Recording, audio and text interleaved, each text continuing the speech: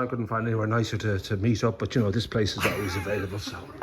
So I'm thinking, the Democratic abroad Ireland, Democrats abroad Ireland, is this something that you had a hand in from the start? Is it something that you got attracted to? I'm just wondering how long it's been around. Yeah, so Democrats Abroad Ireland has been around, believe it or not, this is our 26th year. So Wow. It obviously predates me. Oh yeah, well, you're only 28, so yeah. Yeah, exactly. But I got involved with it when I first moved over, the first time in 2011, and when we moved back in 2021, I was swept up into it again.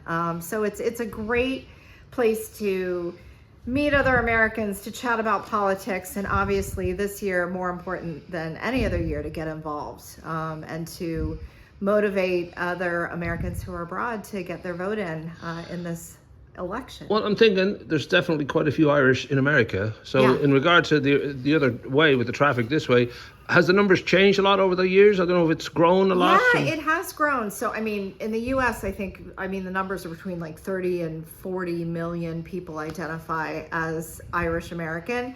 On this side, I think I recall when we first moved over, it was kind of in the teens, like 15,000. But we updated our numbers after the last census, and it's between 25 and 35,000 like age eligible voters right now are in Ireland. And I think some of it is the American multinationals that have come in, students who've come over here who fall in love with the country or a person, never go back. But anyway, this has become a good little melting pot for Americans abroad. It's been a huge shift, obviously, for many people in America, but certainly over here too. When Kamala stepped in, as Joe stepped back, I'm guessing that was a happy day because, you know, I mean, hooray for Joe, and he did a lot of good, but it really needed to happen. I'm sure it was a wonderful feeling that, boom, we're actually in the ring now. I was actually in the States when it happened and flew back that Sunday night and literally landed Monday morning, and my phone was blowing up, and it's been nonstop since then. So we saw voter registrations and inquiries about voter information go up 650%. Wow. And it has just kept building since then. So we've been very public that we want to deliver 10,000 votes from Ireland back to the U.S.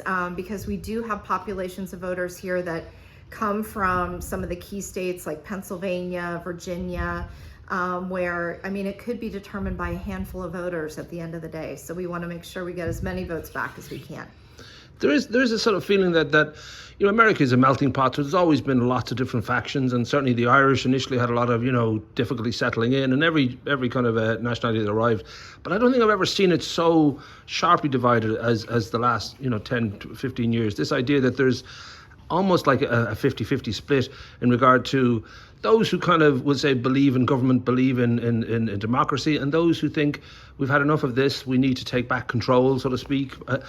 That must be for yourself, and it must have been quite a kind of hard thing to try and get your head around, because I even can't, you know, figure out. Yeah, I mean, it's kind of gone Hollywood, right? Like everyone paints the other guy like it's good guys, bad guys, you know, and it's kind of polarized, and there's less in the middle. Although I do have to say there are voters in the middle, and I think the strategy is around who's going to win the message with them to have this go one way or the other, because the polarized elements of both parties are kind of, you know, they're not moving. You know, they're kind of very fixed in their candidate and their policies.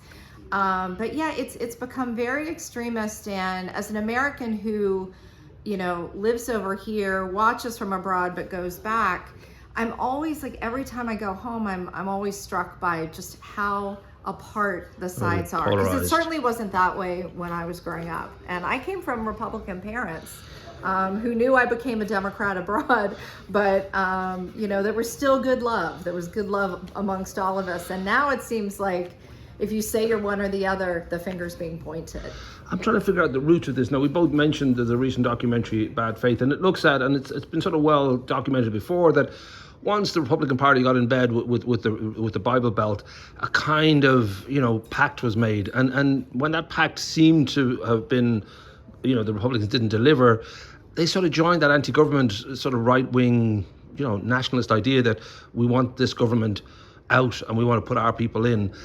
It just seems to be, and Trump has become their poster boy.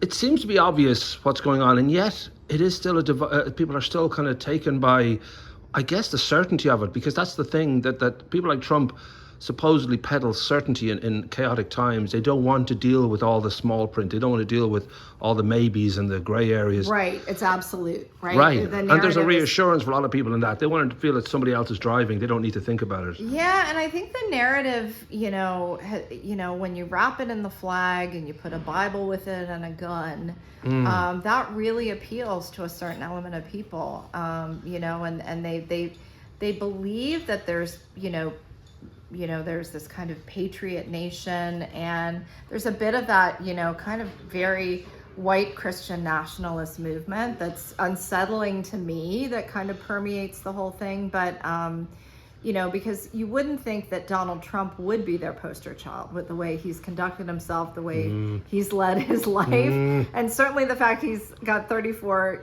felonies like on his record right now. But they seem to ignore that and focus on the fact that he's going to deliver them the policies they want. So they adjudicate power to get their policies through. And the funny thing is, and I suppose one thing you learn from Trump is that you have to look as to why people feel that way and how they are disillusioned with government, disillusioned with what they see as establishment kind of going against them. So, I mean, I guess the Democrats, and I'm sure they are very aware of the fact that they've got to, reach out to those people and let them know that they are part of the, the solution, part of the world that they are in. Anyway, what I wanted to say too, also, Alex Jones, someone like him is now kind of pushing Putin as a kind of a better example of how you should lead the country. And the incredible kind of politics that are going into the Joe Rogans, there's this sort of, and also the extreme left has sort of met the extreme right. They agree over vaccines, they agree over certain topics, so it becomes an anti-government, anti-establishment on both sides. Is there any hope? I just made you very depressed there. Sorry. I think the energy certainly coming out of last week's convention in Chicago was really focused on the positive side of that message and the joy. They used the word joy a lot. Hope was kind of Obama's word, so I think joy has become her word. But I think it was very, Joe Biden and his kind of passing of the baton and transfer of kind of power to Harris in terms of taking up the nomination.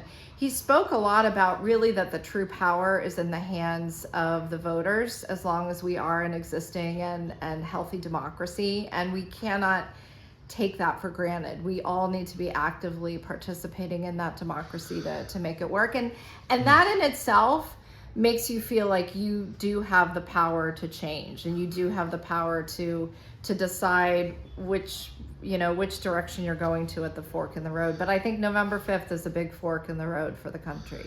Now, I'm trying to take down TikTok. I don't know if you and your friends could take down Project 2025. Is there any way you can have some sort of, I don't know what we need to do there. If we need to just, I don't know. This idea that even exists, and they're blatantly stating what is a dictatorship, what is a kind of a fascist wet dream, and it's out there. It's not like they were rumbled on dark web. No, there's Kamala Harris even has it, I think on her website, that you can go to the 900-page document.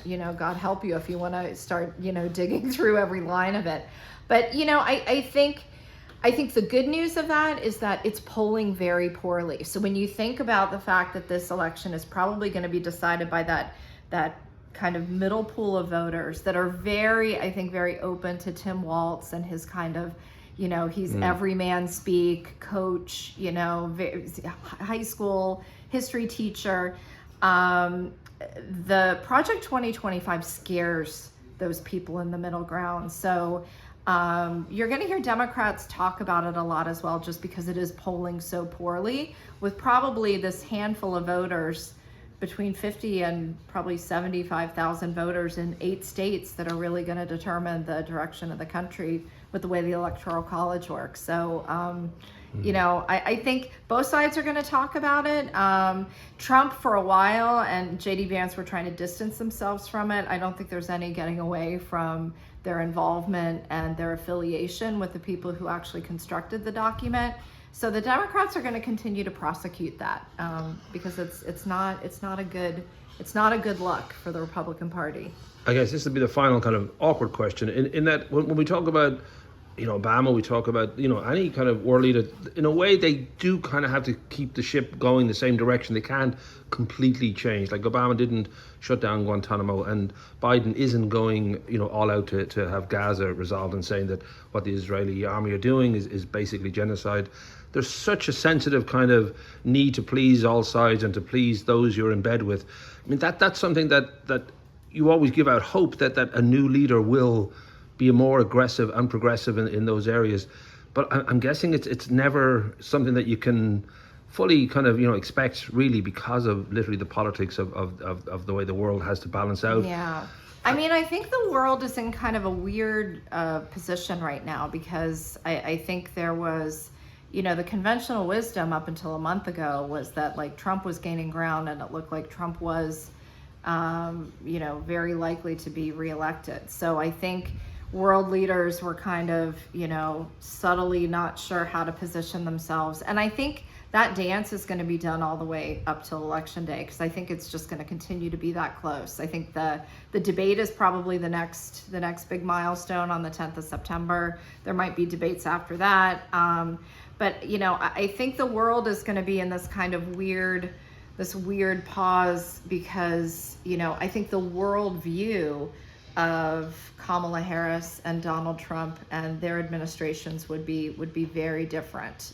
So, I think people are going to position, world leaders are going to position themselves very cautiously. But, I do think it's very important for Ireland and for the world for the U.S. to be supportive of NATO, to be a good, a peacemaker and a good world citizen. And, hopefully, November 6th will be continuing to move in that direction. I suppose you can never and should never pin all your kind of hopes and gratitude onto one person, but for the Democratic Party, I'm sure they all, every man and woman, must be so delighted that J.D. Vance is out there. Christmas came early. Yes, and the longer, the more he talks. He had a rant yesterday that's just, he's the gift that keeps on giving. So I think he may be shot out of a cannon sooner rather than later. I agree. Most importantly, you're going to introduce to Ireland for the first time yard signs. We haven't had this before, I don't think. Oh yeah, and I didn't bring one with me, but They've been printed out in Kilcool, I think you said. Yeah, we have a printer down in Kilcool who is making lovely yard signs, which are really like a huge part of the American election landscape. I've got one outside my house, and we do have them available for sale. But it was one of our most requested items behind T-shirts. People are like, Patty, get us yard signs. So I found a printer in Kilcool that we do printing in Kilcool. Kian down there figured out how to get the stakes and the signs made, so I'm delighted. Well, we'll put all the contacts above this and any kind of links to, so people want to get involved and want to be part of it. But may I just say, good luck. Thank you very much. Yeah.